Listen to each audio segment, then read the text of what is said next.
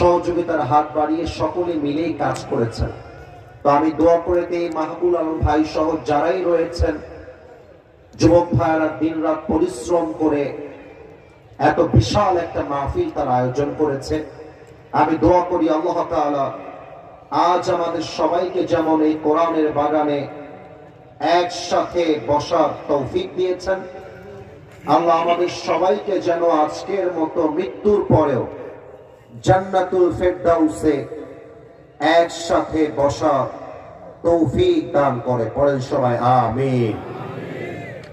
নীলফামারীবাসী, আপনাদের আওয়াজ, আমি বলেছিলাম যে আমি কথা বলার সময় কথা বলা যাবে না, কিন্তু আমি যদি কোনো কথা জিজ্ঞেস করি আপনাদেরকে, ওই সময় যখন রেসপন্স করবেন তথা রিপ্লাই দিবেন আমাকে, এই কথার জোর এতটা হাই ভোল্টেজ হবে যেন কথার সাউন্ডে প্রমাণ হয় যে আমার সামনে কোনো কাপুরুষের সন্তান নয়, সব বীর পুরুষের সন্তানগুলো বসে আছে। আর আপনারা তো আমাকে চেনেন যে আমি আপনাদের কত ভালোবাসি, আর আপনারা এটাও জানেন যে যুবকরা আমাকে অনেক বেশি ভালোবাসে, তাই না?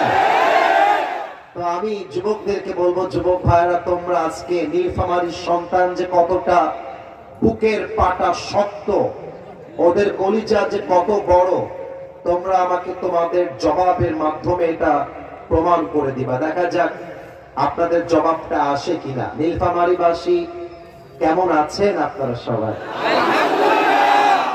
আলহামদুলিল্লাহ, আমিও ভালো আছি।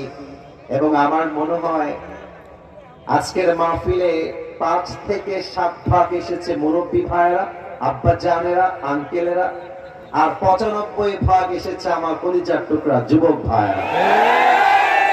পুরো মাহফিল যুবক আর যুবক দিয়ে ভরা। আজকে নীলফামারীবাসীর এই জনস্রোত প্রমাণ করছে আগামীর বাংলাদেশ হবে ইসলামের বাংলাদেশ। এই জনস্রোত প্রমাণ করছে আগামীর বাংলাদেশ কোরআনের বাংলাদেশ।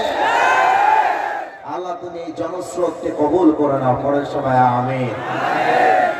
যেহেতু টাইম ইজ টু শর্ট, আমার কাছে সময় খুব বেশি নেই, আমি আবার অতিরিক্ত রাত করতে পছন্দ করি না। আমার কথা হলো, ওয়াজ শুনে লাভ নাই যদি ফজরের নামাজটা মিস হয়ে যায়। আমি আজকে নিয়ত করে এসেছি এমন কথা বলবো যে কথা অনেকের অপছন্দ হতে পারে, যে কথা অনেকের গায়ে লাগতে পারে। তবে আমি আগে ডিক্লেয়ার দিয়ে দিচ্ছি ভাইজান,